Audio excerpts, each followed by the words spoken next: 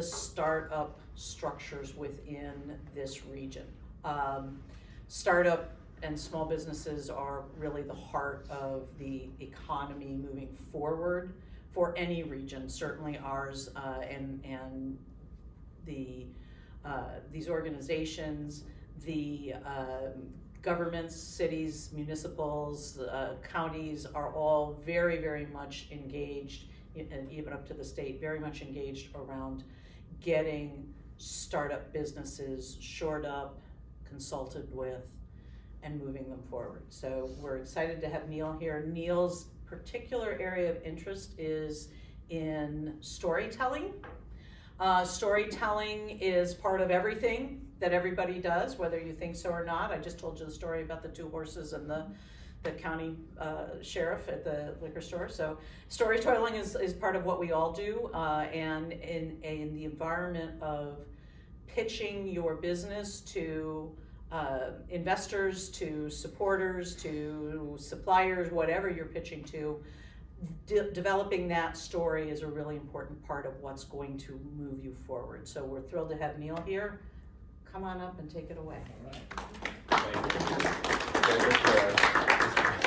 right. Back on the deck. Oh. All right. I think it's just It should. up, but yeah. It'll. There we go. We'll see if it doesn't work. We'll go back. Thank you all. So yeah, today we're gonna talk about the pitch, and I'm focusing on like the informal pitch, right? So something you hear about the elevator pitch a lot, or even in something like this, you've got to tell a person an idea, and it's often like, how do you get started? Like those first 10 seconds, right? They're often kind of stressful. So today we're going to talk about some storytelling principles that can help you with just those opening 10 to 20 seconds when you have to start talking about your company. So the first thing I think that's important to know, we often hear the word narrative and story together, right? And like they're different things, and so it's important to know the difference. So a narrative could be something like this. I had to teach a class. I went to the class. I taught the class. That's a narrative, but it's not a story, right? A story needs a conflict. So I had to teach a class. While I was getting ready, I stepped on my glasses and they broke. I had to find some crazy glue. We were out of crazy glue. We had some hot glue gun thing and some duct tape, and I managed to put it together in spite of my non-handyman skills. I got to class on time and I taught it. That's a story because there's a conflict. Unfortunately, it was a true story. It happened to me Monday. If you look closely, you'll see the tape on my glasses to prove I did not do it specifically for the purposes of this, but like the moment it happened, I was like, you know what? So it's that conflict, right, that is key, and it raises this thing of what's at stake. So today I'm going to talk a lot of film language, because I think it sometimes helps us think about pitching if you think of it in terms of a movie, right? So the what's at stake happens with that narrative. If it's like I had to teach a class, I went to class, I taught the class, there's no problem, so we don't know what we need to solve. But the moment I stepped on my glasses, all of a sudden something was at stake. It was like, am I going to get to class on time? I unfortunately this is something I need to address. I don't have a backup pair of glasses for some reason. So I needed to fix these glasses in order to drive. So that raises this thing of what's at stake. If I'd had a backup pair of glasses, all of a sudden that story isn't very good because the problem is no longer a big problem. So how does this apply then to a business? So in business, we don't really talk about conflict, right? That's more of a movie language. In business, we talk about the problem. What problem is your business going to solve, right? So in the context of this, if you don't have a problem, you don't have a story, and if you're not solving anything, why do you have a business? So, and again, the film language, this would be the dramatic question, right? So Jaws attacks right? What's the dramatic question? Are they going to get Jaws? Right, that becomes the driving force. So your business, once you've established that problem, it raises, okay, can your business solve that problem? So that becomes the dramatic question for your business, right? But before you can get to that, gotta know what the problem is. So it's really important thinking of the problem first. Another thing that often trips people up when they're talking about their business is who's the hero of the story. Business founders get so excited about their business that they want to talk about themselves and they want to talk about the solution they have, and we see this, we all are guilty of this, right? Especially in that opening beat, when you meet someone and like, hey, what's your business about? And the first thing you want to do is talk about your amazing company and all the amazing things, and then the person's like, I have no context for this. I don't know what it is, right? Because you haven't positioned the problem, and two, you haven't positioned who the hero of your story is, right? The hero of your story is not you. The hero is your customer, okay? You are the guide. So in film language, this would be like, Luke Skywalker is the hero. Your business is not Luke Skywalker. Your business is Obi-Wan Kenobi, right? Your business is to try to help the hero solve their problem, right? So you've landed a problem. This is the problem that our business is trying to solve, right? This is who the hero of that story is. This is what we can do to help our hero solve this problem. So that orientation can help you when you're doing that quick pitch, because it kind of rearranges the order of how you might approach something. The next thing is, so once again, I'll recap, and we'll have time afterwards to sort of talk about these elements and how they apply specifically to challenges you face sometimes in doing a pitch, but just sort of to recap then, once you've landed the problem, once we know who the hero is, your role as the guide, well, what are you going to do for your hero? How are you going to help them solve this problem? It's got to be right and it's got to be different. If it's just right and there are a bunch of other people doing it, then it's probably not going to help. But if it's right and different, that's great. So let's stick with the Star Wars thing because it's simple. If Obi-Wan had said, here are some boxing gloves, go take down Darth Vader, probably wouldn't have been the best, probably wouldn't have worked, right? Not only did it, and probably the producer, again, like another movie language, so who's the investor in this idea? It's going to be that movie studio, right? Are we going to greenlight this project? And so imagine you're pitching this movie to the big movie studio and you're like, all right, I like it, Luke Skywalker, you got this Obi-Wan Kenobi, and then he gives him a pair of boxing gloves. We might need a rewrite, right? So like that unique value proposition, in this case, it was not only a lightsaber, great technology, it was also plus the Force. So you've got this lightsaber, you've got technology, you've got an interesting way to use it. Now we've got something, right? So think about your business in the same way. There's a problem, there's a hero, and you're the guide, and you've given a really unique solution to the problem they have. Words matter.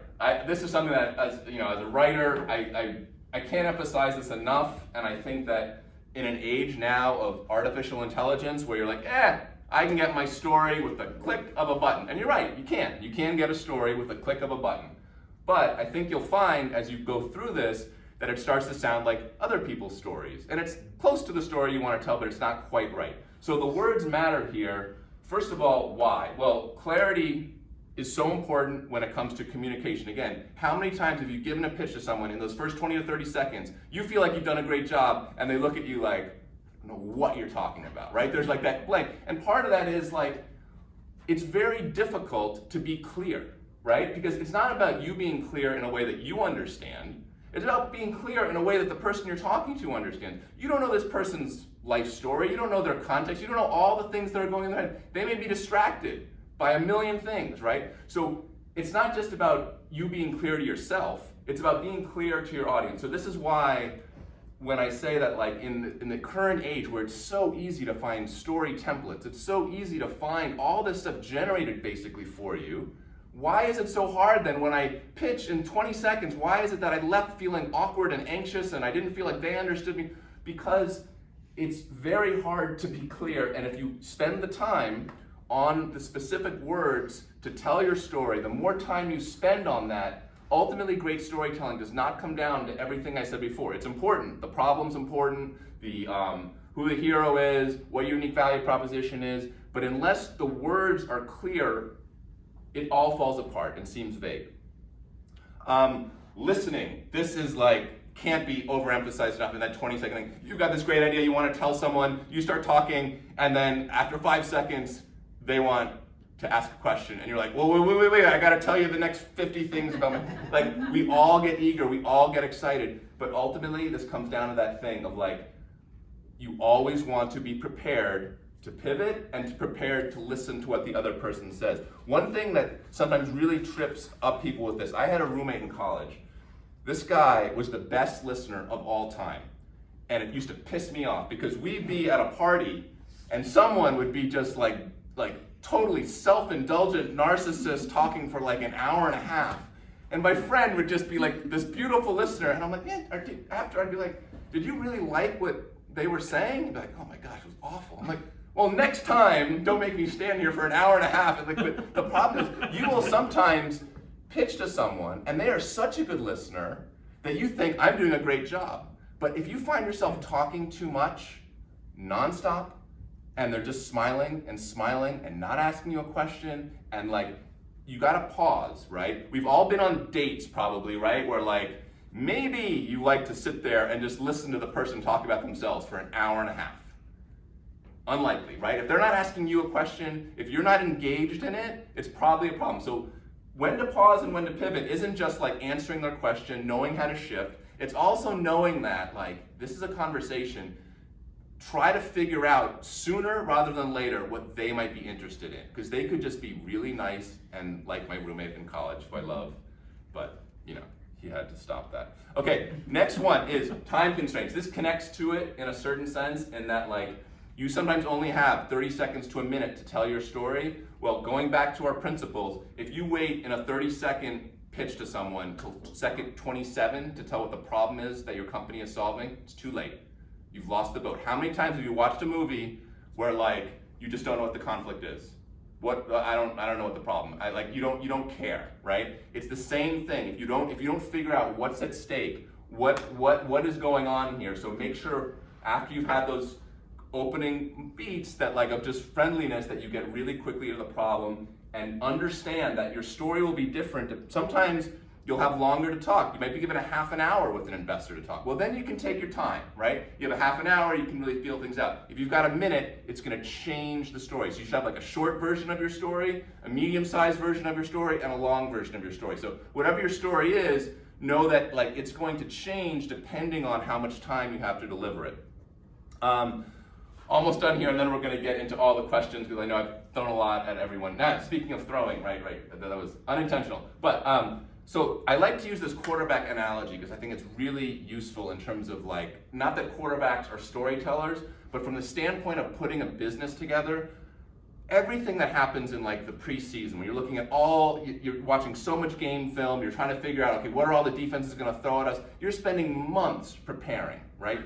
Endless repetition in practice. That's kind of like your business plan, right? You're going through all the steps, you're working out with your team, so you know every ounce of thing that's gonna go into your business. But then on the field, you have 3 seconds to make a play or you're gonna get sacked, right? And part of it is like, that's where the problem comes in. You gotta look at your first option, okay, I wanna do this, but it's like the investor who, your first option, they're like, okay, but what about this? Okay, well I gotta pivot, I gotta go to my second option, okay, there's my second option. So you have to know that you have a few different directions you can go in telling your story, and you've got to be strategic and you can't rush, right? An investor will, if you're starting to panic, they're going to be, why is this person panicking? Same thing with a quarterback, right? They have 3 seconds, but if it looks like they're rushed, they're almost certainly going to be much worse off than they're calm. So how do you stay calm? You totally prepare. You prepare for a variety of scenarios, you prepare for a variety of pivots so that when you do have that moment, you know all the different shifts you can take. Final thing, and then we'll get into questions, are what do you ultimately want from that initial pitch where you talk to someone for 1 minute about your business? They're probably not going to give you an investment that first day, right? That'd be great, but they're probably not going to do it that first day. You want them to leave, though, understanding your unique value proposition, because that's going to entail knowing something about your problem, something about who your customer is, and something about the way you're planning to solve it, right? If they just know what your unique value proposition is, they leave with that, that's good. The second thing you want them to remember is a bit about you, right? You partly invest in the person. So they're like, okay, they have a good idea, and they were interesting, and they listened, and so those two things are you really want to zero in on. And like the part 2 piece of this is you want to be in a situation where you know that there's going to be, whether it's call it a second date or there's a second piece of this, you don't need to tell them everything in that first minute. You just have to establish what that unique value proposition is, and that you're the person who might be able to deliver on it. If you've just landed those 2 things, they're probably going to want to talk to you again if they have any interest in what you're dealing with. So that's pretty much it for this thing, but I think the most important thing probably is situations you've been in. So any questions about this are good to ask, and anytime, any particular issues that you've had with giving a pitch, now's the time to ask. Going back to the problem, how do you define what a good problem is? Like, how would you go about clearly communicating the problem? And what are the things that you should be looking for? Right, so this is kind of I would say it's a combination. See, this is what makes this hard and makes that question hard, right? Is that goes to that, because I'm thinking, okay, how do I quickly answer that question, right? And this goes into the big planning piece in order to get the simple answer for it. And I want to think of it from that standpoint because I think it might be helpful as we do it. So this is kind of like doing like the QB analogy, the quarterback analogy, right? Well, what's the problem?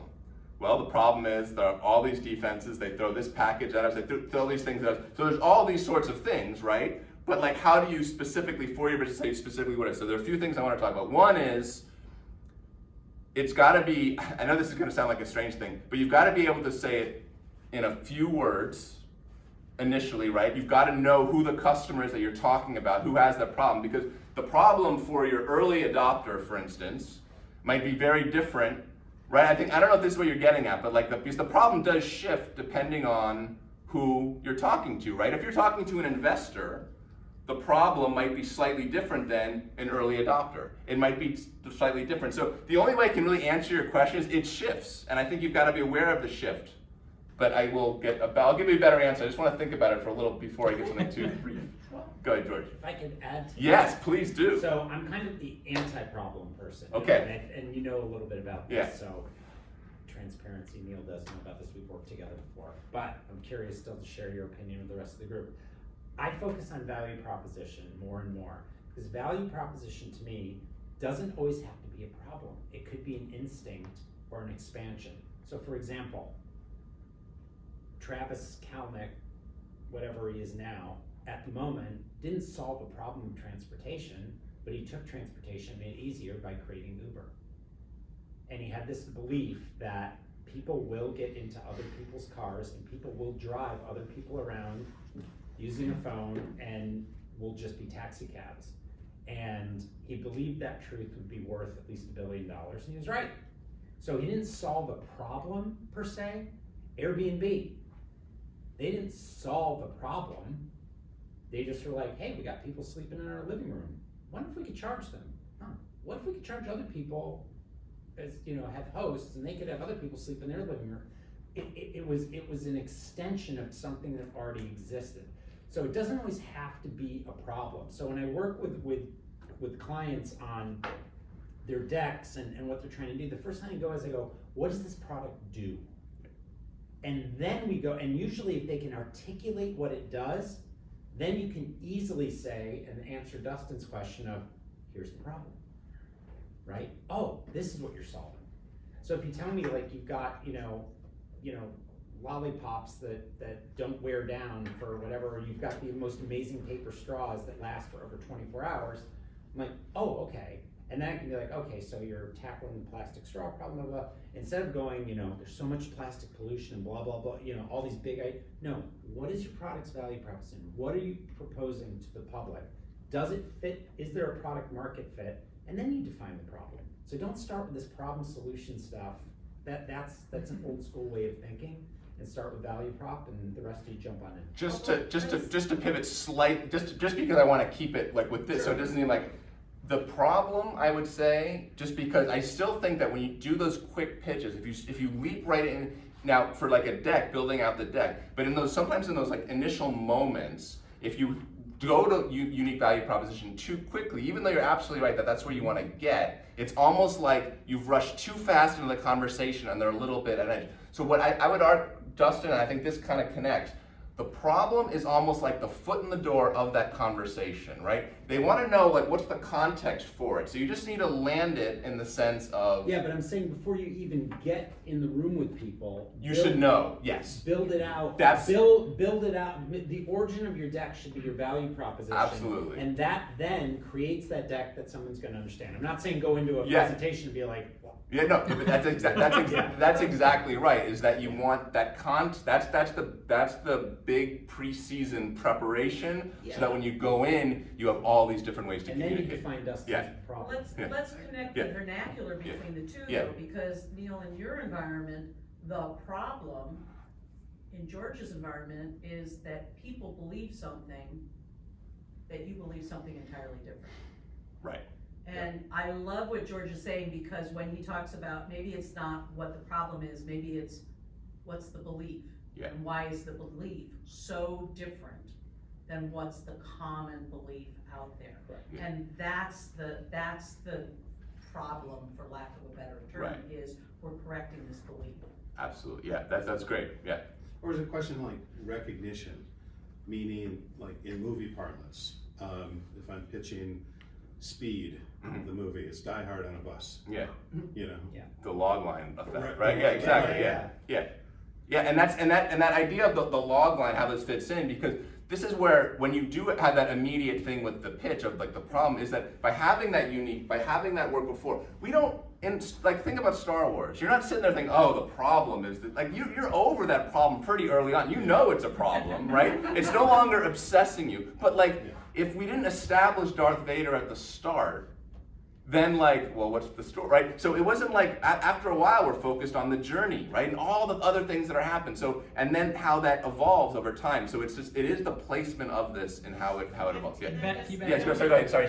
So I wanted to put a little color on the question about what is the problem. Okay, Because, great. and I'm gonna bring an engineering hat in describing what I think how you describe a problem. Because if there isn't a pain somewhere, and whether the pain requires, in its response, innovation, or it is fixing something that has, a target or a trend that is performing away from some standard, or if it is something that is not meeting certain criteria and behaviors, and it creates pain. It creates pain for somebody, because you're not always going to just jump in and innovate something without having gone through that thought process of, well, what can I do to make this better? The Uber example, it was solving a problem. Yeah. The Airbnb was solving a problem. Yes, it was innovative in its approach, but it was solving a problem. So when we think about problems, I think about it in the sense it's a gap, it is a pain. And if you can't articulate a pain or a gap or something that makes it exciting or enticing to somebody, then you have not articulated the problem. Absolutely, and I love the word gap there, and that's actually what they will use in movie language. They'll actually talk about a succession of gaps. It's because we're talking about movie language, maybe it's useful to stick to that metaphor, right? So in a movie, it's all about gaps open up over the course of the movie, right? If you just had one gap at the start of your movie, and then like, oh, it's done, I love you, oh, you love me, great, well, your movie's done, right? So like those gaps have to open up, and they've got to, so thinking about the problem as a gap is like a great way to think about this situation. Yeah. I feel like the marriage of the two ideas is being clear on what's the job to be done by whom. Like someone trying to hail a cab that isn't able to find one, or they don't feel like they can trust a cabbie in an unknown place that they otherwise don't feel safe in, and they don't know anyone else who's there, and so on and so forth. I think about the gap. The phrase that came to my mind was latent desire. Like they might not be thinking that I have this problem, but if you were to look at the literal thoughts that a whole bunch of people had as they were trying to hail a cab in a new city and everything, you'd see a pattern to the thought process that they had, and that turns into what the value proposition would be, in terms of, I can get it really quick, I can see that as a trusted person, I feel safer because it's a known system, or they've wronged me in some sort of way, like the system knows who it is, like there's a lot of problems that are solved there. Somebody knows where I am all the time. Someone knows where I am. Yeah, but it's the clarity of the who is it? It's not just a wouldn't it be nice if, but knowing all those components is going to help you like figure. Yeah. Yeah, I think I was always thinking of the same thing that he was just explaining, that sometimes you can create a desire that you don't even know, so people don't even think that there's a problem necessarily, but you create a desire. For example, when Steve Jobs, they said, why don't you do a market analysis to see if this iPhone thing is gonna make sense and it's gonna really add value? And he says, people don't even know what they want. Yeah. So they created a desire. Yeah. And, so I guess, as he said, it's a blending of the two, where you suddenly create a desire and everyone says, wow, I want to attain that. I didn't even think that is even possible. Yep. So. Yeah, so, no, absolutely, Dustin, and then, yes, sir. Yeah, before we get too far away from the pain comment though, recognizing that a problem has to be tied to a pain is crucially important. Yeah. Because if the pain isn't strong enough, then you're not gonna convert into a business, essentially. There's nothing at stake, right? I mean, that's the so that's kind of what I like with the glasses example. It's not a significant enough problem if I had a backup pair of glasses, right? So you always want to think of it in terms of, and this is why this is so hard, right? I mean, all these questions so far have shown us why this is so hard. We're all smart people. We all try doing this stuff. We all come up with because these things are always evolving and shifting, and then you're telling different people, you have different stakeholders. So it's just getting clarity around all the components, because you don't always know. I don't always know what next question you're going to ask me is, right? So it's those. Respectfully, Okay, see, this is what I mean. But I don't agree with that the entire time, because innovation comes out of, it doesn't have to come out of a pain. The iPhone did not come out of a pain point. But we're saying it's an and, Not we're at not all. saying it's either or. And then it just. But here's. But the value proposition comes out sometimes of being instinctual. You have to have a vision, and if you have instinct, don't let the lack of a problem stop you from pursuing something, because people might not know it's a problem, but now if you didn't have this, it's a big problem. You actually created something. No, that's yeah. And you have one thought. I have one thought on that, but I want to get your question. So now you created a problem. I want to get. I'm not saying look at nothing is one giant. I do have a response to that, but I want to get his question first because Back to when you're it's like beginning when you're talking about the it's like the Uber example, whatever. It's like made me think my brother's a patent attorney, and he always tells everybody it's like you're not patenting anything new that you develop. It's like taking a bunch of different things and putting them together to make something new and unique. And we were just talking about the iPhone. The big introduction for that was and combined there are like 3 things that you were putting together, and that was it's like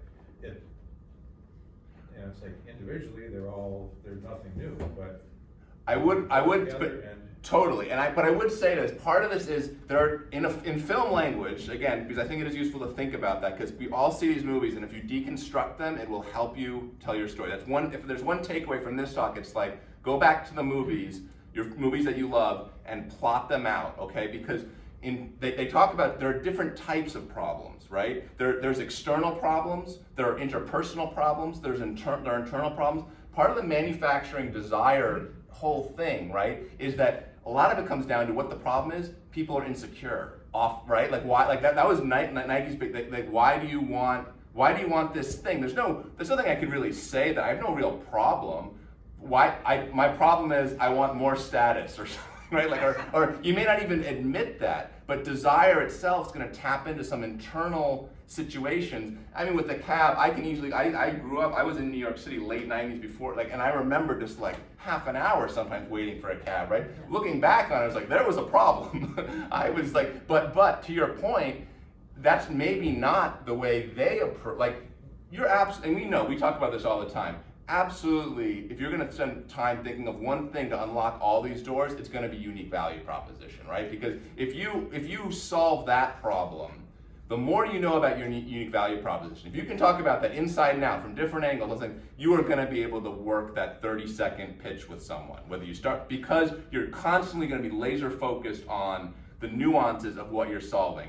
Sometimes you don't want to tell. I've worked for I worked for a company. I remember talking to them because they were trying to get to me about what people wanted in life. It was like one of these things, like, he's like, I don't care, we're elitist. He like basically said like our company's elitist. We care about people who want to feel, like he's like, what do you think the most important things to people are? They want to be treated like elites, and they want their friends to be treated like elite, right? It was like, he like broke this down, like, and he would never say that to someone probably in certain contexts, right? He probably wouldn't even tell them what the problem is. He would just say, we've got this amazing gear, you're gonna look awesome in it. And like, it taps into that desire piece of it. So that I think is why what's happening here is there are different kinds of problems, right? And there are different ways they can manifest themselves, but the unique value proposition is more stable in terms of being able to articulate it. I don't know if that like, It's how you define this problem, because it's scarcity that Uber solved. That was the problem of scarcity. Not enough, you just said it, like, in half an hour, where's my cab? I can't get a cab, because there's not enough cabs, right? At any time of day. And so, that's one, it's not the only way, but it's one way of looking at it, is in terms of defining the problem. Right, but what I'm saying is, don't sometimes you have to go, not all the time, but sometimes you have to go with instinct when you're developing something. And when you build out the value proposition first, the problem and the solution can even be tweaked and become a little bit clearer. It doesn't happen all the time. Sometimes if you're solving like sugar-free ice cream, like okay, great, we know there's too much sugar out there, got it. But when you're talking about, you guys brought up the phone, when you're talking about the phone, it's like, there wasn't a problem with phones. Everybody was loving their Blackberries. There was nothing wrong whatsoever. What was the problem? It wasn't really a problem. You guys didn't even know about the App Store until, well, not we, I used to work there, whatever, until we created the App Store. Nobody knew about it. So it's like, you know what I mean? It's like that was following an instinct, but it's, those are unique situations. What I'm saying is that like, at certain times, if you're trying to start something and you start with a value proposition like, I wish we had this, and I would, and as Neil said quite rightly, you think about, you have to be the guide for the customer. So what are you guiding the customer through? Then your problem can become a little bit clearer, instead of starting with a problem and then all of a sudden investors are like, oh yeah, but if we just, somebody at a startup grind, he's not here today, but somebody at startup grind had an idea for like a gingerbread thing and some clips for a gingerbread house. And he goes, it's a problem because the gingerbreads fall apart. It's like, well, you can just go on Alibaba and get some clips and you're done. There's a what if factor to what you're doing. Right. What if we could do this? Right. George, And then you back into the problem. Yeah. It's like, Yeah. it'll solve this. Are you this, this, advocating for how to pitch investors by leading with No, I'm saying you're saying don't I'm stop saying yourself follow by pursuing Neil's an idea because you're not sure what the problem is. Correct. Okay. What I'm Which I feel saying like are is, two I'm different saying Well, that they're not, that's why.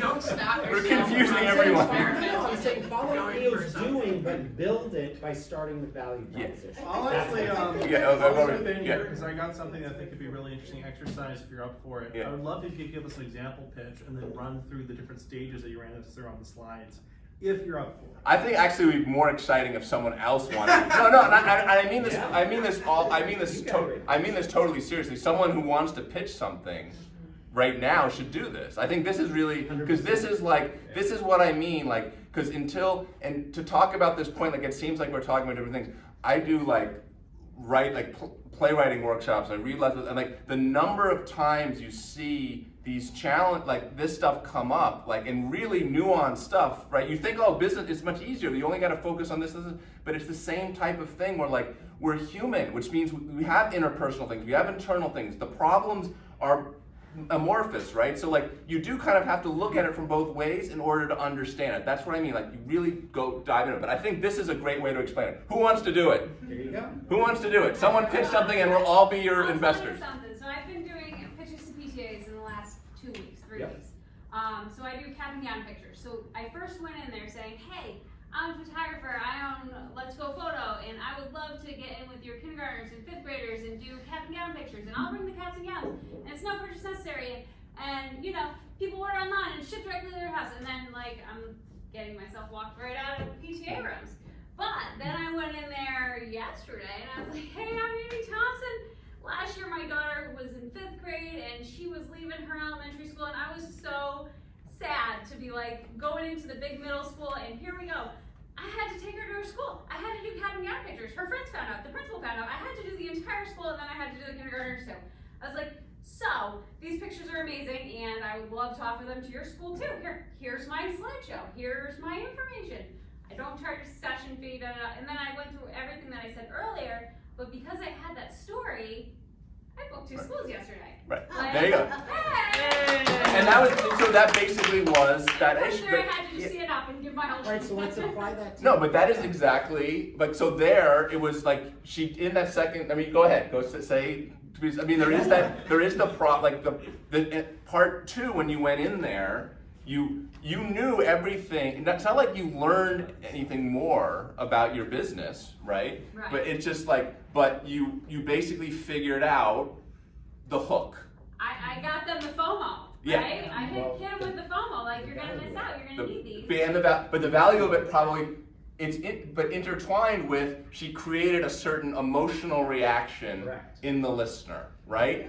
That was ultimate, like, again, I know I don't want to keep using like dating as another thing, but how many times have we tried to make a connection with people? Yeah. It's not always like, oh, well, why don't you start by talking about, it's not that easy, right? Of course we have our list of like, these are good first lines. Everyone knows that it's more complicated than that, right? Because there's you, there's that person, there's your whole life, there's their whole life. Are there like stuff, is there stuff at stake here? Of course, like you might spend the rest of your life with this person. Like, so of course there are huge stakes and there are all these things going on. So it's that same type of madness that you're trying to find clarity within, yeah.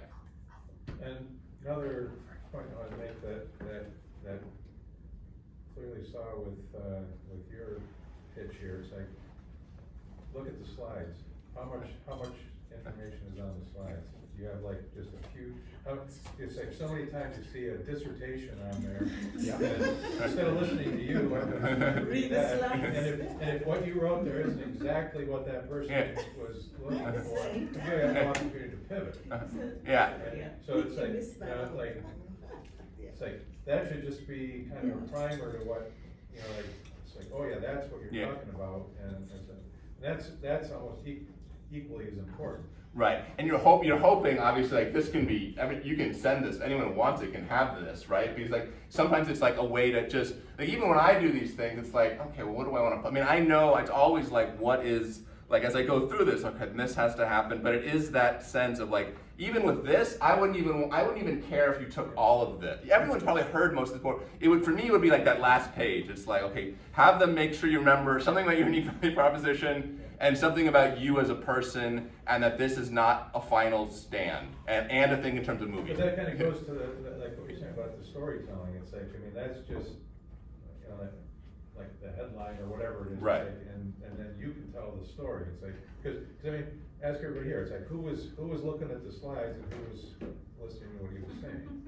And if you were listening, and neither, just say it right now. Neither, it was absolutely, I thought the slides sucked and I thought you sucked. I mean, you just, that's part of, and then I'll have to pivot. Okay, go ahead. Oh, were you raising your hand because you agreed with that? Okay. Can I go just one thing you mentioned? You used the word log line. Uh-huh. For those of us like me, have no idea what that is. Okay, it's actually, that would also be, because now we're connecting to the movie, that's a good way to think about your business again. Because again, the movie language is important. That's the one thing I would want you to go away with, like think about your business as a movie. So a log line is what you, usually 1 to 2 sentences. I mean, think about the TV guide or anything that summarizes what you're about to watch. Sometimes it seems easy, but you want to focus on these components. It's like, who's the hero, who has the problem, right? Like who's the hero?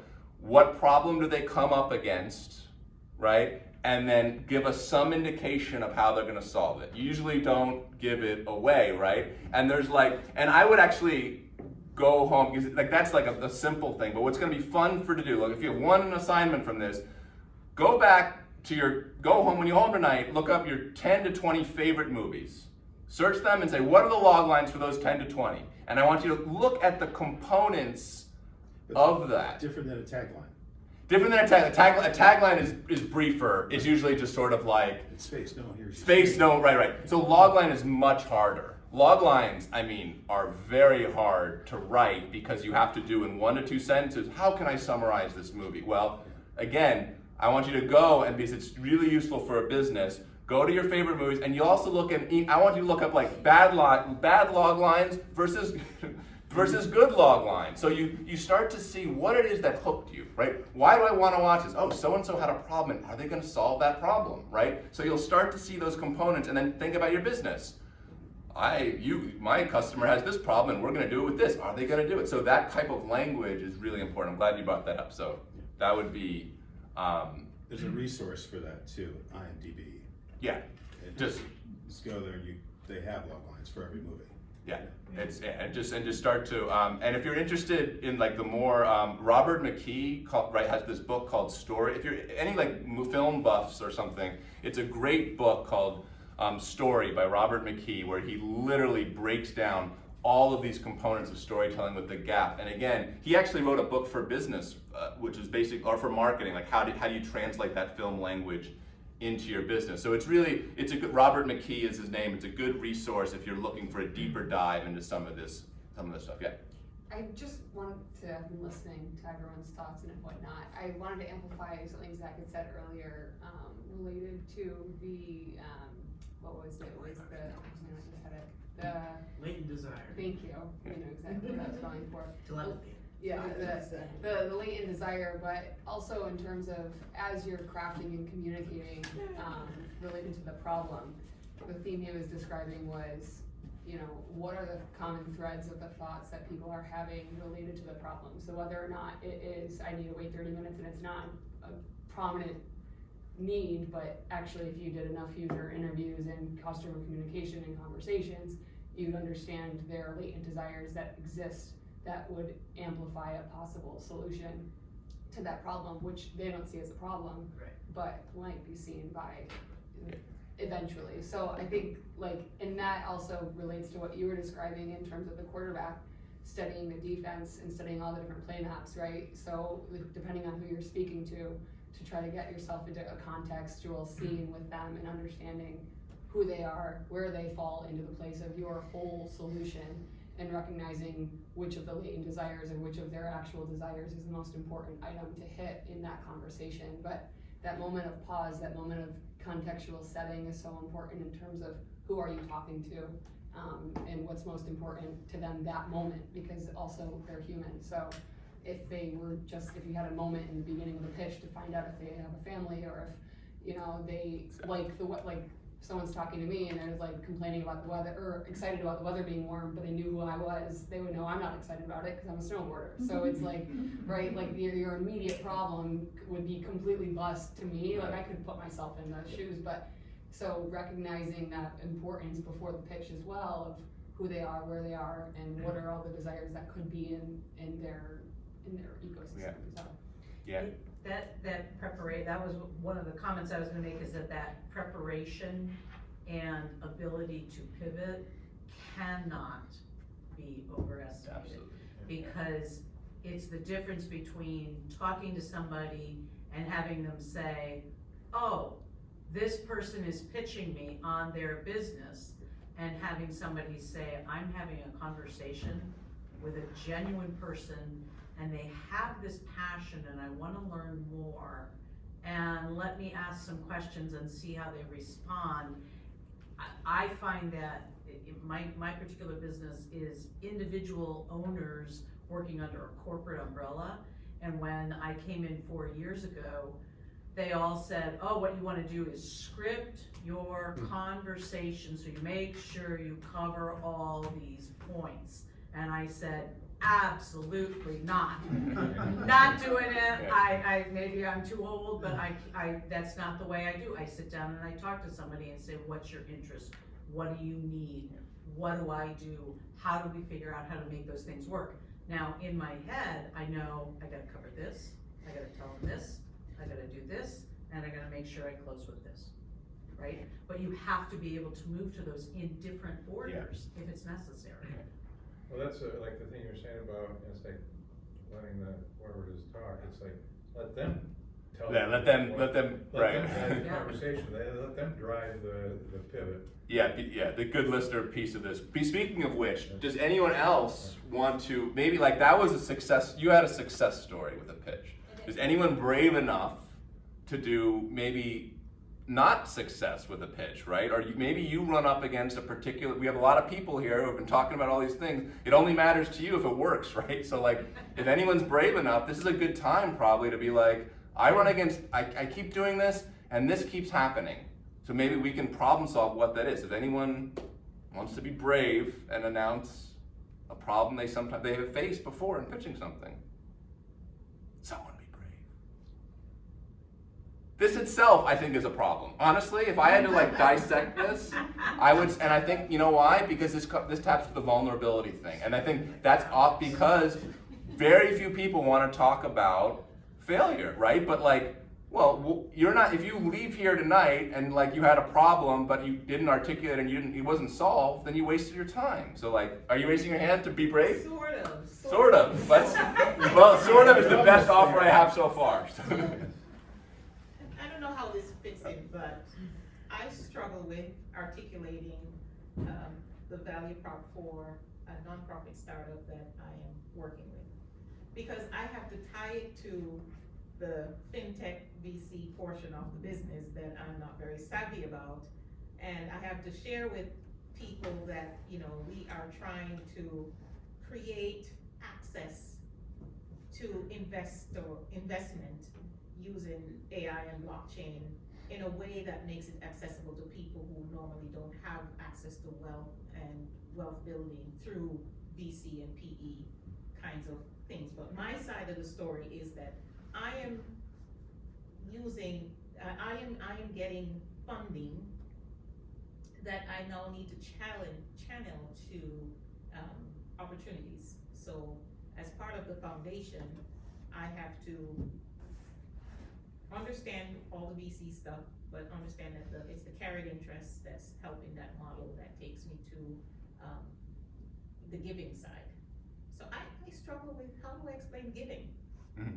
You know, how do I explain giving? And anyone, does anyone want to jump in? Someone jump in. Go ahead, Jordan. Explain giving to who? To whom? So Let it these guys depends. ask and then I'll. Yes, so it depends, right? So you're not gonna have just one set of publics, right? You have potential people you would want as donors, and then there are beneficiaries. Then there might be your recruiting board of trustees or board of directors, because you have to have that governance structure in place and so on. It might just be to my friends, what do you do in your spare time? And I say, oh, I do blah, blah, blah for impact investing, as an example. Who's your hero? Yeah, there you go. In this story, to me, the hero is they are the people who are going to benefit from the impact of the donation or the grant. They are the people who are going to be energized by, you know, the opportunity that this funding might bring to them, that they can bring alive their gifts and their talents to yield whatever they're looking to do with that funding. And what's keeping them from, that's the hero, and what's keeping them from getting that now? Like what is their what is that hero's this is where the problem is probably gonna come in specifically, like what are they running up against, like really specifically, that they can't solve currently, which you are gonna then be able to solve? So if you think of what's happening in emerging markets, it's lack of capital. So that is sort of the problem that is being addressed. So it's just providing access. For example, how many people invest in Africa? Most investments happen in Europe or in Americas, but you don't find a lot of investors going to emerging markets like Ghana or Nigeria and so on. So those are the places, the underserved areas, but making access more ubiquitous, if you will. So, having come out of a philanthropic environment, I would say think about whether your hero, we always say the hero is the donor, is the person who's giving you that capital to bring this huge change. So, for example, one really interesting, nice story that I had heard was that one of the global challenges that exists is in the US foreign aid market, which is huge and so important, and because we tend to be highly philanthropic, minded people as a country. The difficulty is that very often that foreign aid floods countries to such a point that on the ground local people in those countries cannot start businesses and become self-sustaining themselves. The countries themselves can reach a point where we've cut off the ability for a country to develop its own business channel to create that stuff. So the argument has always been that that major country giving and foreign aid should come only in a case of true crisis.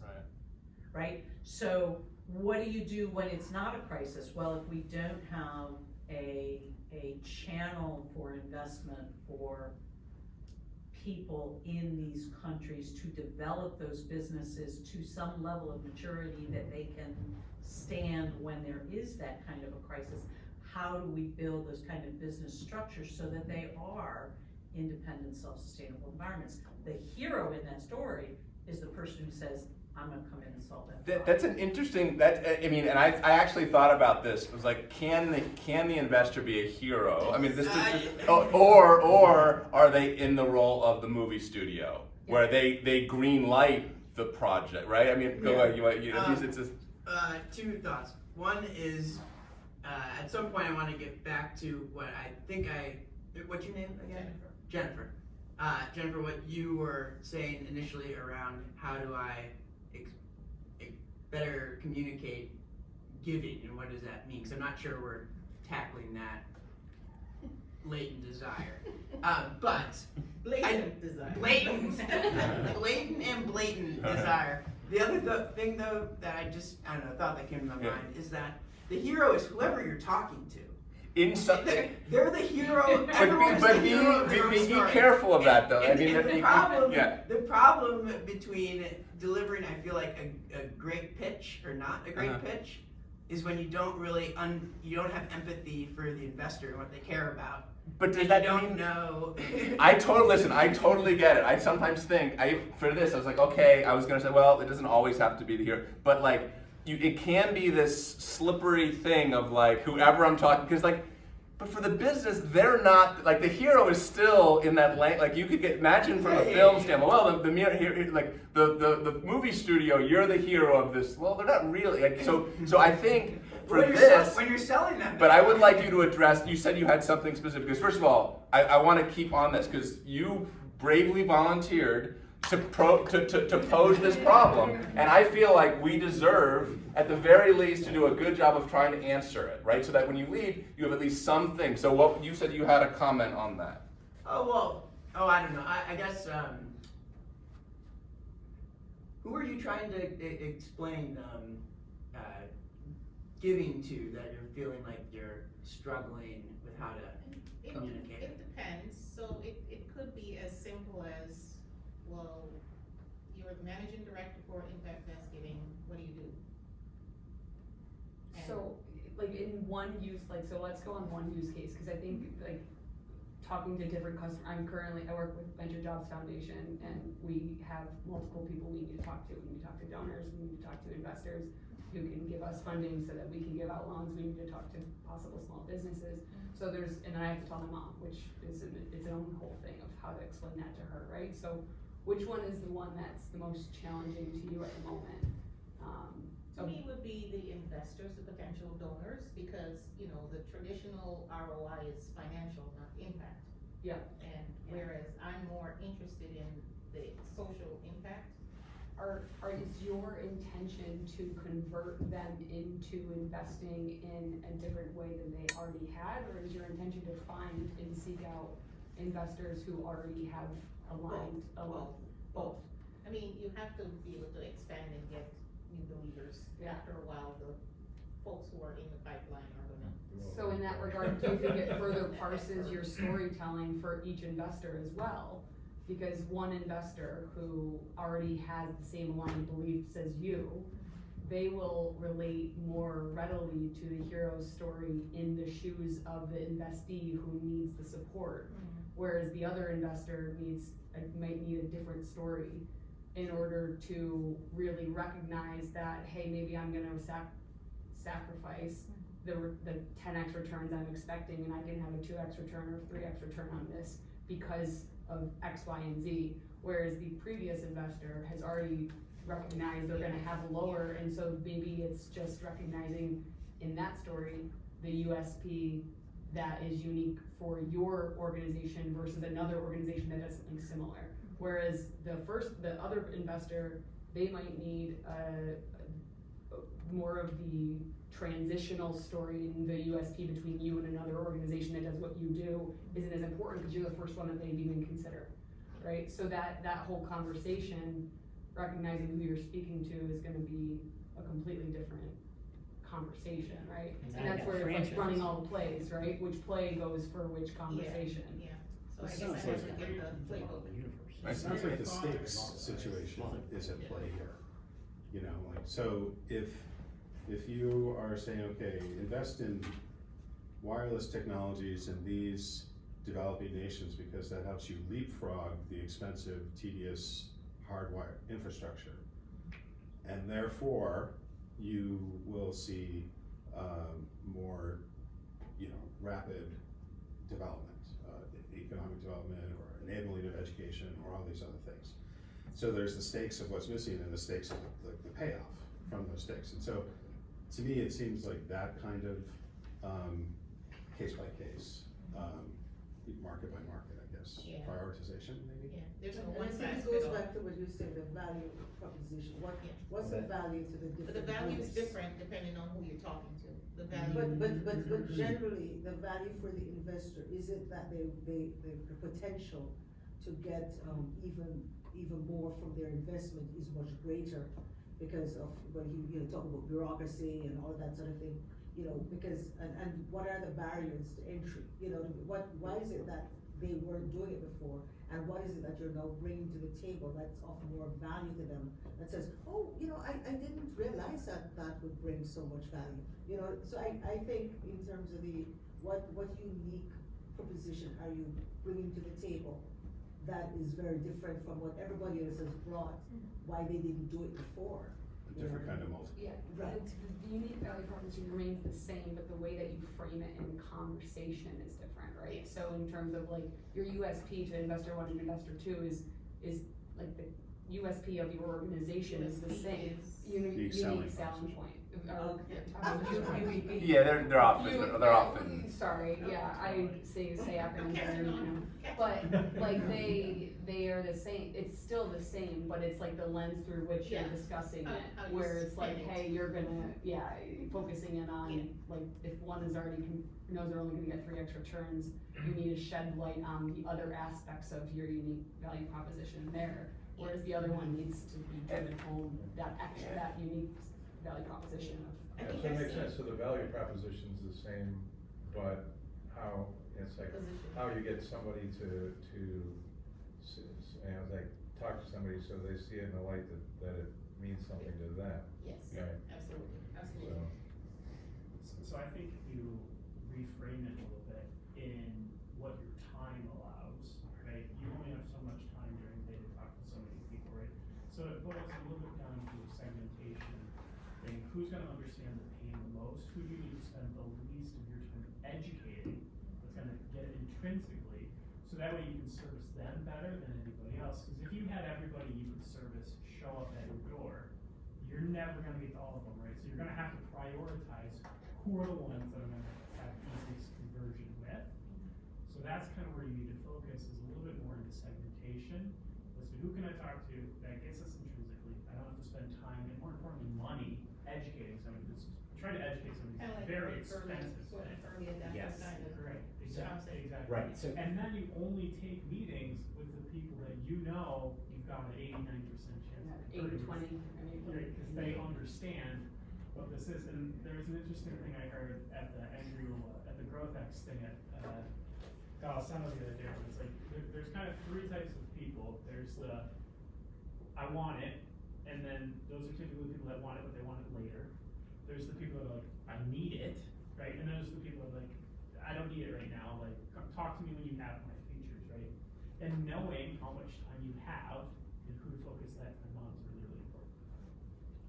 So let them decide who you talk to, right? So Jennifer, think of it this way, try, and it'll take a little bit, but go through the exercise of, you've got a one-pager, you get it down, and get it to the point, I just did this exercise with somebody the other day, get it to the point where you can go to the table, and you know who your heroes are. So in this case, this is a retailer. So I was talking to this person, I said, we're going to retailers only. And we got it down to, here's my proposal. You're a retailer, you have a big store. I can turn your shipping into a profit center, and I can reduce your returns to 1%. Do you wanna talk to me?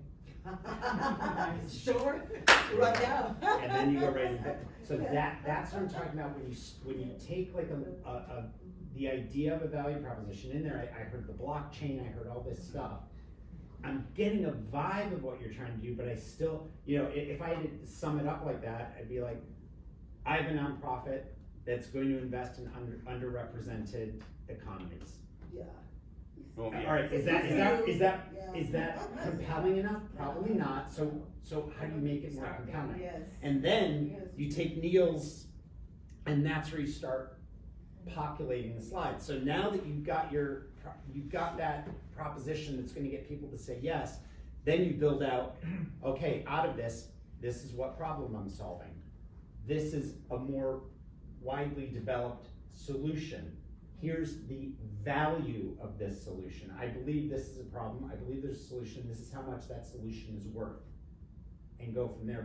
But ultimately, that's why I'm not saying in a presentation you have to start with value proposition, although it is trending, I will tell you, but it's out in the West Coast. It's not here yet, and that's why I'm not preaching it, but it is something to be aware of. But that's the thing. If you can go there and just literally I'm going to turn shipping into a profit center, and I'm going to reduce your returns to 1%. Yeah. Who's going to say no? Nobody's going to say no. No retailer would say no. So think about that customer. Chloe was mentioning it. Think about that customer. Start with a segment and what's important to them, and out of your value proposition, 1, 2, 3 points. And you sit at the table and be like, I'm a unique nonprofit because of X, Y, and Z. And why are they going to say no to you? And this does tap into the brevity piece. The brevity is super important. Being really concise. So this is where writing it down and getting it shorter and shorter and shorter is super important. And also, I think that we're building towards the answer to what's the problem. The reason why I think it's going to trend more and more. And even today I was like, do I start with the problem? But it's going to trend more and more because the problem. There are so many layers of the problem and what the person is willing to admit about the problem. In the case that you just gave, when you started talking about that, right away, you said some people are hesitant to invest in Africa. There are probably some people you talk to who don't want to admit that they're one such person. So that's a deep psychological read of someone who is a very different, their problem might be that they're a racist, right? I mean, I'm serious, and you have to figure out, and then you have the person who might want to listen to you for that. Think of my friend who's a super nice guy, but would listen, but isn't going to take action. So part of the reason it's so hard to talk about a problem first, and I think we're probably going to shift away ultimately in our language to UVP, is because there's so much internal stuff going on when it comes to the problem but that doesn't mean that you're off the hook here. You still have to figure out, of all these type of people you might talk to, who is worth your time, right? I mean, that I think is a huge piece of this. Anyway, sorry, that's my. Thank you all. One of the things is going back to your point. Yeah. Thank you for being brave. Just going back to this discussion. Yes. It reminds me of Hertzberg law, which says there are some things that cause you to be dissatisfied, but there are some things that can only cause you to be satisfied, but it won't cause you to be dissatisfied.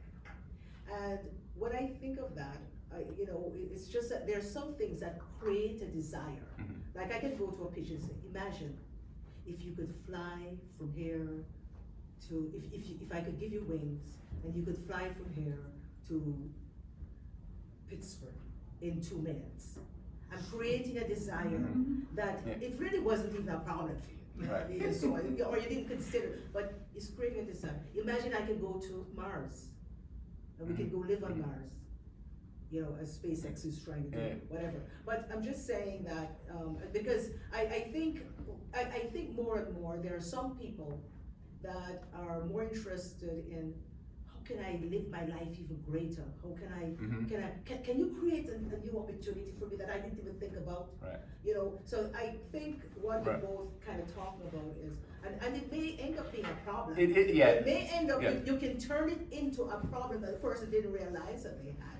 But you know what I mean, and I think because I think that part is also important, because it gets us away from not just being limited to, let me see who's having a problem. Right. But it's almost like, let me see if I can tap into some of the desires that you don't even know about. Right. Like I can create this lovely shoes, a different kind of shoes, but I can create a desire to tell you, if you wear that shoe, you are going to be like Queen, whatever. You know, so that kind of. And this taps into that whole thing of, Yeah. a lot of times when it comes to that sort of, imagine this great scenario, the problem might be something that the person doesn't really want to articulate, right? They don't want to say, oh yeah, I just love, it's like going back to my analogy of the luxury brand item, right? You don't want to say your problem is like, I want to be the top person, right? Like, so there's certain, so you don't want to say, so this is why that problem is so hard, because it's a deeply psychological profile that you're ultimately breaking down to multiple people in the complexity. So I know we have 15 minutes, I guess. My question is, do we want to do one more brave person, or do we want to be done? I don't know. You tell me. Do you want to do one more? What do you guys think? One more brave person, or just be? We could pull a deck out of our archives of a certain group we worked with and let these guys critique. Go ahead, you do it. Yeah. You want to come up here and do it? I'll You do want? it. Yeah. I got it from memory. I don't have the slides. So sorry, guys. You're gonna have to listen to my annoying voice for another 2 minutes. But so, and Neil, fill in the blanks if I forget. You know who I'm gonna use, right? I will find out in a second. Yes. So, I'm trying to think how do I guess I'm not gonna start with value prop. I'm gonna pitch it the way they did and how we worked with them. So, okay, we know that in the deaf and hard of hearing community, there's a lot of different solutions out there. There's hearing aids. There's you know, you can use your phone. You can use earbuds to hear people. But how do you, when you're in a large group of people, how do you know who's speaking to you? So you could be with like 6 or 7 people in a group, and you've got your hearing aids in. But if someone's talking to you, how do you know which one is talking to you unless you're looking at them and see their mouth moving? So what we are proposing, and I'm not going to use the name, is blank. And blank are going to be these cool glasses that you put on. And what it's going to do is, as soon as it hears the person talking, a little arrow is going to show up in the glass and point to the person that's speaking. So that way you know who's speaking all the time. So even when you're driving, if someone's in the back of the car speaking, it'll identify who's speaking in the back of the car, so you can answer that person directly instead of like, oh, who said that? And so on. So it's basically for those that are deaf and hard of hearing, it's a visual way to know who's speaking to you, so you can socialize the way someone that doesn't have a hearing issue, you can socialize the same way. I'm probably doing it better. I'm probably doing it better than they did. But yeah, go ahead. Yeah. So we know that it's 50 million people have the deaf and hard of hearing problem in the U.S. There's a variety of different solutions, but the one thing that we have is these patented microphones that can attach to. We're building the glasses. And they attach to the glass, and it's this digital screen, and that way, you know, whether you're at a party, whether you're in a group job interview, you're on a Zoom getting talked to by 3 or 4 different people, or you're in a classroom and your professor is speaking, or he has guest speakers there, or you're at a TED Talk and there's a panel. You know who's saying what and where it's coming from. That's basically it. So go ahead, fire away. Like, no Teflon. Boom, go. Remember, it's not my idea. I don't know if I'm convinced. I know it's not your pitch, but I don't know if I'm convinced from that pitch that there's a real problem that these people that keep going. Deaf and hard of hearing have. I have friends that are deaf and hard of hearing. Please. I went to RIT with NTID. So I have a lot of experience with it and experience with people that are around that. And whenever I talk with them and they mention issues that they have, they never bring that up naturally. I'll be very frankly, as a big issue. I'm sure it happens, and if you were to do enough customer work, you'd get there. But I don't know if that pitch conveyed the problem well enough for someone, especially that's more familiar with the problem set, to convince me at the very least that there was a real market there.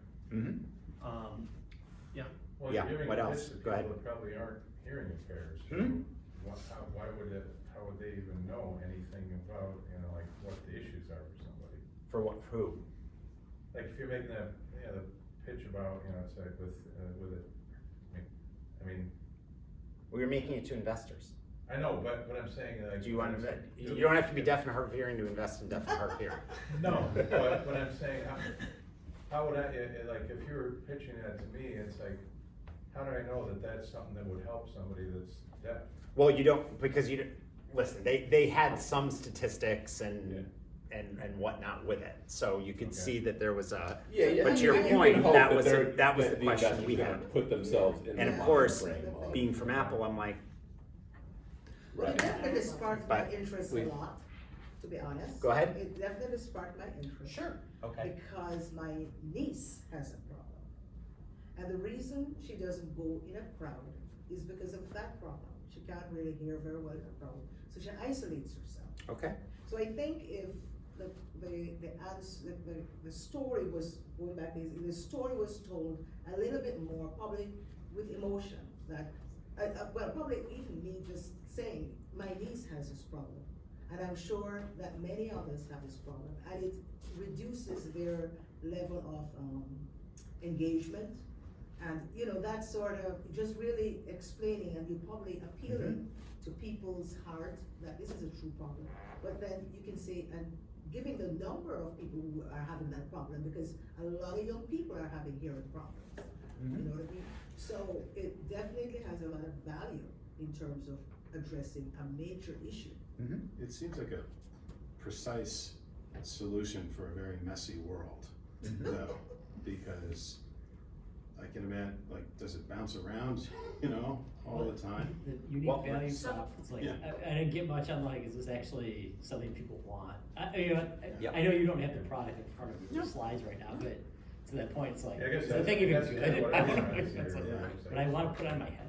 Right. So one thing I would like, Jonathan, I have some knowledge from working at RIT about the deaf and hard of hearing community, and to me, the first thing that we're talking about is whether you can have the person that you're speaking to understand the situation of somebody who is deaf and hard of hearing. And the best way I ever heard it explained is that deaf and hard of hearing is not about can't hear anything or you hear normally. It is that it is garbled, that you get some ranges but not others. And the way it was described was, remember that old game that you did when you were kids at summer camp, where everybody would dive under the water and somebody would say something, and then you'd come back up and everybody would try and guess what it was that they said? That is the experience of people who are deaf and hard of hearing. And that is why in a group setting, it's extremely difficult, because they're already getting garbled kind of hearing.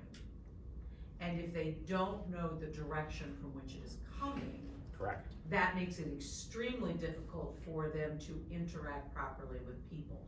So to put someone that you're speaking to in a position of saying, imagine if every single day, every situation you were in was like when you were that kid at summer camp and you were under the water and everything you heard was the that's what these people experience. So how do we solve that problem? So a little bit of the spoiler alert, Neil and I actually went to someone that was deaf and hard of hearing, runs his own company that provides tools for the community based out of Seattle, Bill. Remember when we talked to Bill? And the one thing that resonated with both of us is Bill, this is why sometimes when you start with when you think you have a problem to solve and you start building it out, instead of thinking about what value you're delivering, talking to Bill's like, the community's very picky. Oh, because they have. Yeah, I didn't get to that. They are, right, they already They don't think they have a problem. They are, right, and they already have their own methods that work for them. So now you're in this thing of it's not this obvious solve. You're actually climbing up a steep hill because you have to change. And remember, we went through this with them. I said, guys, you're not in this obvious thing, and you're also not in this futuristic thing. You're in the worst part, which is the middle, and that's the steep hill because you have to change behavior. Yes. And that was the big issue. So if we were going to apply the feedback you guys just gave and just jump out if there's more feedback to this, then it's like, okay, I think Lydia nailed the story, right? So, all right, that's the conflict. It's like the garbled messaging. It's already garbled, but now imagine getting garbled from 5 or 6 people. And what's at stake? It's like, we don't know who's, what if you were able to put on a pair of glasses and know exactly what people were saying and who was saying it? Okay, maybe that's helpful, right? And then that's how you pitch it, right? And then you can go into the under the pool storytelling, right? Yeah. The glasses would have to have not just a directional arrow, but a reader. Says, right. This is what they said. So it's that problem. But the dramatic question is, with all the tech companies, it's another piece of this. The dramatic question, and again, I don't know if this is the right application of dramatic question, but to me, the dramatic question is, why aren't they, whether it's the Meta glasses or Google or whatever, it's like, why aren't they doing this already? And with Apple and all the accessibility, and even though it's called spatial computing, how hard is it to do that? So we were trying to position them to actually, if you have a patent on something, let's build some software around it and then just try to sell it to the majors as maybe something that they don't have, right? So then you can say, who's the hero? The hero to them in the beginning was the deaf and hard of hearing community, right? We pivoted them and we no longer work with them. They're trying to figure it all out. We kind of pivoted and said, actually, your hero is going to be these big tech companies that aren't addressing the community. And if they want to attract that community and be more of an authority in it, we with our software and our patent, we can provide that. We can provide that. So and then they guide, and then because they are both, well, not both, one of them was deaf and hard of hearing, they can be the guide and take them through that as the software gets applied to whether it's their Apple Vision or Google Glass or whatever it is. Yeah. And somebody else just came on, somebody that's hard of hearing is already self-conscious about not being able to hear. Do they also want to be wearing glasses? Well, that was the thing. Well, the glasses that we saw, we didn't love, but there were, it's like, the crazy idea, because sometimes, here's the thing, sometimes crazy, you're exactly right, and sometimes crazy just might work. So the crazy thing was, like, have you reached out to Warby Parker and see what they're doing? Because if you could nail it, where if the patent is on these little microphones, could you work with somebody at Warby Parker and just, and that way you can still have the style yet the function. Yeah. Or I should say the purpose and the function, but you want a little bit of style too. Because you're right, no one's going to want to go, to a big job interview like, already it's already game over. It's sad that's the society we're in, but it's already game over. You're done. Go ahead. Yeah. No, go ahead. So, we all, I assume we all have good hearing. Determine the direction of these audio signals, obviously by hearing this direction, or the way that the sound waves bounce inside your ear, right? So why, instead of creating this entire new apparatus to put on your face, why don't you just take the earbuds and add some sort of stimulation? You could add like a little copper ring or something that has an electrical current to it and gently encourage or gently create a signal for them to look in this sort of direction. Because if someone touches the inside of your ear, you're gonna look So maybe that fits into the how it's different, right?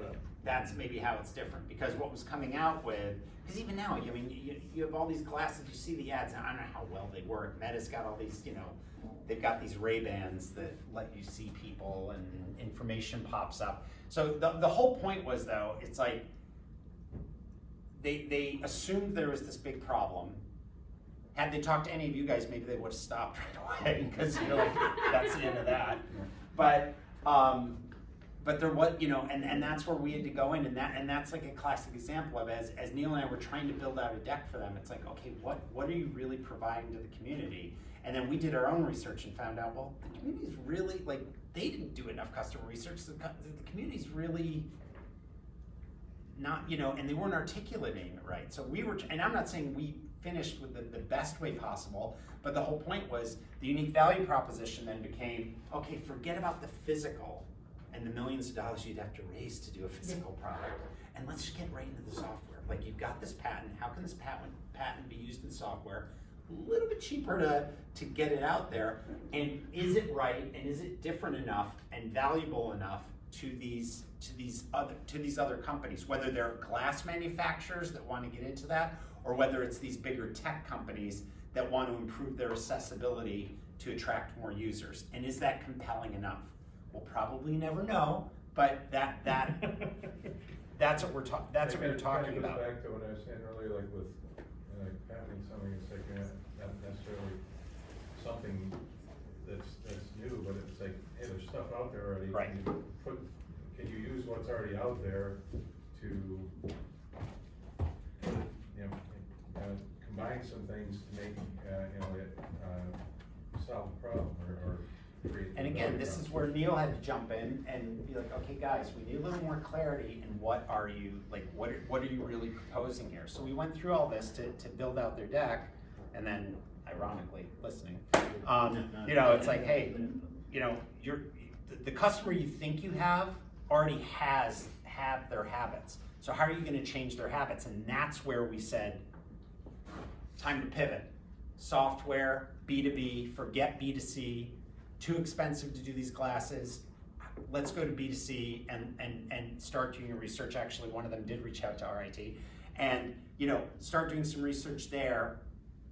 Is there enough that's compelling that people want to do, and are there people there that want to help you? And honestly, have you reached out to the community? Reach out to your communities. Reach out to the deaf and hard of hearing communities, and do it in a general way where you can see if there's truly a need, or if it's not really that big a problem. Can you pivot yet again and address something that already exists that really frustrates people? It's interesting that they came up with glasses instead of something that's a plug into a hearing aid. Yeah. Right? The visual solution for a hearing problem. Between the implants and the Yep. hearing aids, that's what's used. Why All you would need you is not one find more something device. that they're Why would you not build on that? And in fairness to both of them, we never did finish the deck with them, so we didn't have to worry about time constraints and all that, because honestly, there was no way we would have put them in front of. There's no way we wouldn't have attended it. We couldn't have put them in front of an investment group because it wasn't built out enough. But again, that value prop was really important. Yeah. I don't want to. Go ahead. We're done. But could you and Neil just give 2 seconds on, like, this was through LaunchNY, that company? Yeah. So for just, I don't know if there's anyone in the crowd that wants it, but just kind of like what LaunchNY does, high level, kind of like what your guys' role, because I don't know, I learned a lot tonight, and I think other people benefit. So if people wanted to like engage with you guys more formally, yeah. Well, we're just Neil and I are just executives and residents and I actually met Lydia 2 years ago, and she introduced me to Dustin, and Dustin brought me into LaunchNY. So LaunchNY, it's for it's an upstate New York organization based out of Buffalo. They're now Albany and Binghamton, and they provide funding for startups with the hope that you grow in upstate New York. I mean, requirement is you have an office in one of the cities or counties, zip codes that they service, and that you create jobs in Western New York and now Central and Southern New York. That's it in a nutshell. And they've got a nonprofit fund.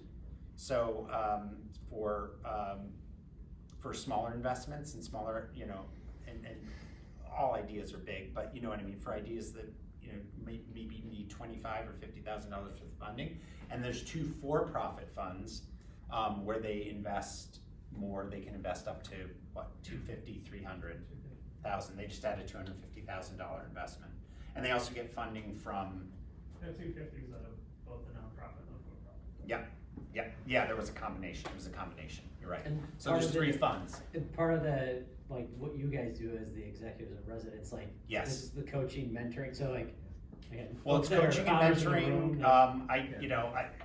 room, We've done. I mean, think of it as like what you need. So there were some companies that were like, you know, that Dustin paired me up with that were in need of marketing, so I could help them with the marketing piece. There were some that needed that sit-in chief operating officer. It's like, okay, what are your logistics here? How do we get this going?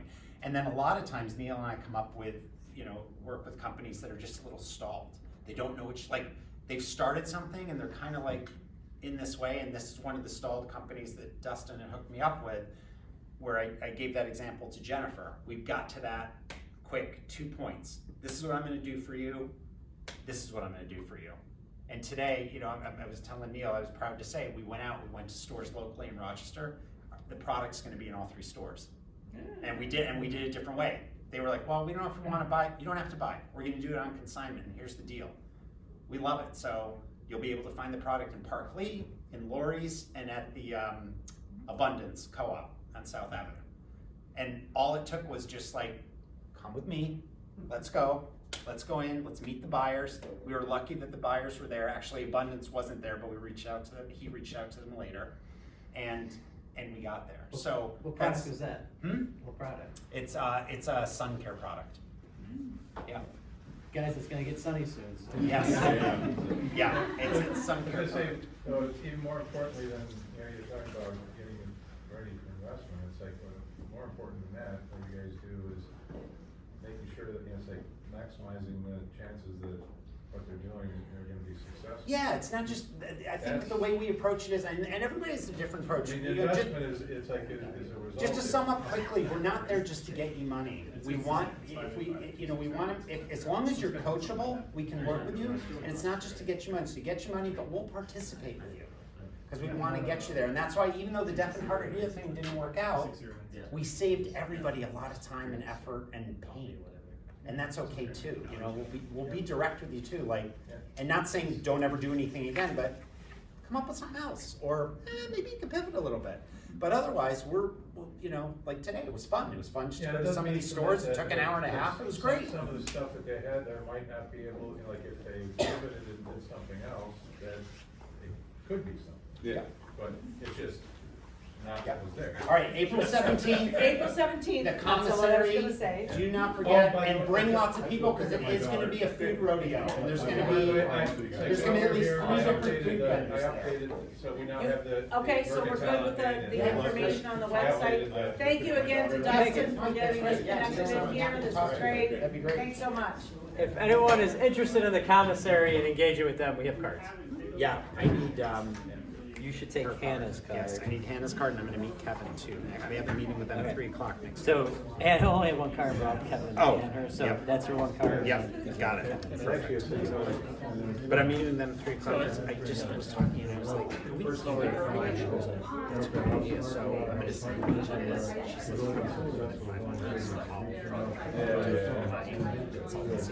So just like, no, all right. I'll see the market. Awesome. I think it'd be cool. Keep me posted on that. I also think, for these type of events, I think,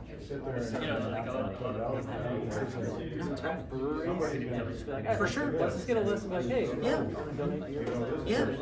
Okay. If we collectively as a team, like, hey, we got 5 minutes. But if someone's like, I'll give you a case on it. Great, cool. Okay. No. No. Okay. I think I know. All right. But it's like, it's not like, you know, that- and and then like- it's like, It's like, when I was a sponsor, Like even sponsorship. I can't, you don't receive a payment.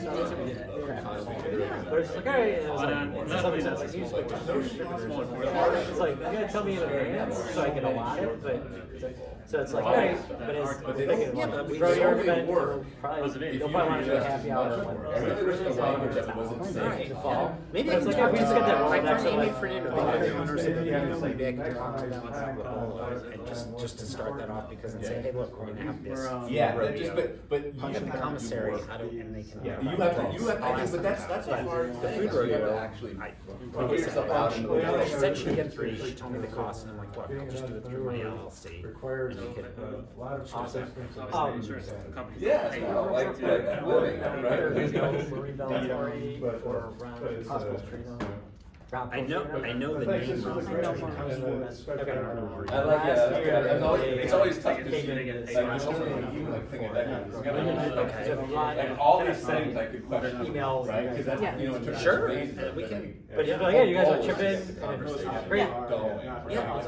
if not, Because then, it's yeah, the great, specific do it for the issue. next time, but, you know, it was just From one the off. manifest last And, time. and what's great about the Carlson is for the summer events, they're just giving us the space because I figure like, let's get 30 to 40 people in there. Super long.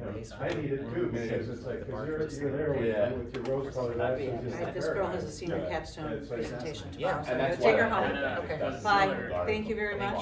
Yeah, I think both of you. This was like the most interactive I know. one that I've been to, and the conversation was Yeah, great. it was great. That gets into And I think a lot of like people got some stuff out of it. people who I need more, wanted more of a they have a problem, but they want Yeah, to. but- Right, so it's like, This- so it's tricky, all this stuff is colored So like, by when you're presenting, human there'll be psychology. another round of fountains. You, right? So, Oh, I yeah, think, yeah, we should, yeah, let's meet in the fall. Another thing that. Yeah, I- absolutely. that And then, I really, I mean, I come from a technical background, and software geek. Whether it's I'm a lot of, how does the owner protect himself and the family and the business, and how do you grow the business? Yeah, that planning stuff is. Yeah, we did one years ago, I don't think you were there, that was the